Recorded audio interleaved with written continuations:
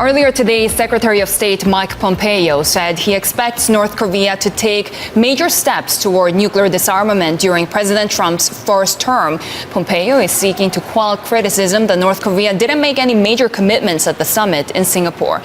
Here with the latest is Anja Manuel. She's the author of This Brave New World and a co-founder of RiseGate's Hadley, a consulting firm. Anja is with us from San Francisco. Anja, I guess the key question here would be what would classify as major steps, first of all, and then what timeline would look feasible? Thanks for having me, Sherry. You know, we've had the photo ops this week. The leaders got their photo ops, and now the real work begins. And this is tough work. So major steps would include the North Koreans handing over a list of their nuclear assets, including the ones that have been hidden from our intel services so far, getting inspectors on the ground to understand what's going on there, and then starting to systematically dismantle the program. This is really tough. You know, we went down this road. Clinton administration got an agreement in 1994, and then in 2002, North Korea was found to have a secret uranium program that no one knew about. The Bush administration got an agreement in 2005. North Korea violated it in 2006 by testing a nuclear weapon. So this is a long, hard road ahead.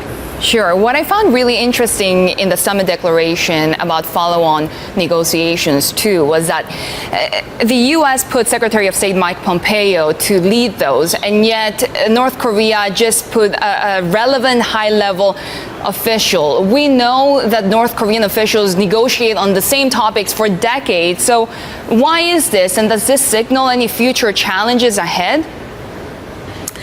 No, I think Secretary Pompeo is a perfect person to lead these talks. He'll, of course, do so in coordination with the National Security Advisor Bolton and Mattis, who's the defense secretary.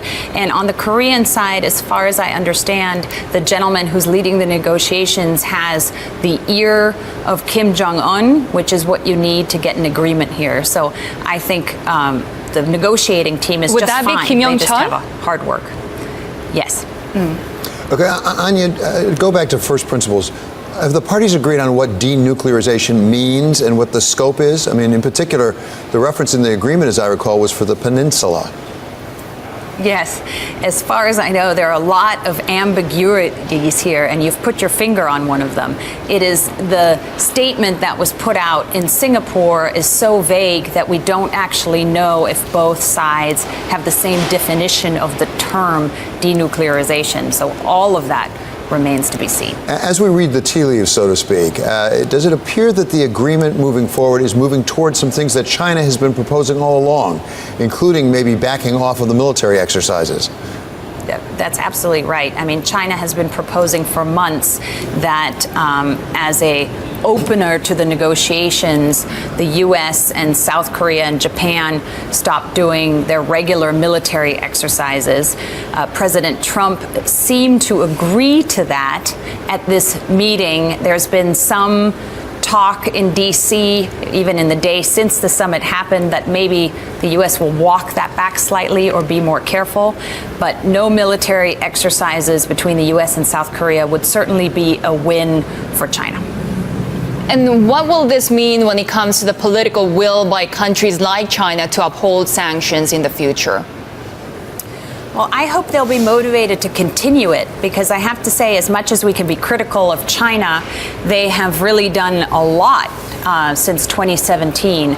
You know, they're 90% of North Korea's trade. That is down pretty substantially. It's hard to get accurate numbers, but trade between China and North Korea is down by at least a third. And I think that's one of the big things that got Kim Jong-un to the table. And so I hope they don't let up now, because that's a lot of our leverage going into these negotiations. Right. Anja Manuel, author of This Brave New World and partner at RiseGate's strategic consulting firm. Thank you so much for joining us today. Thank you.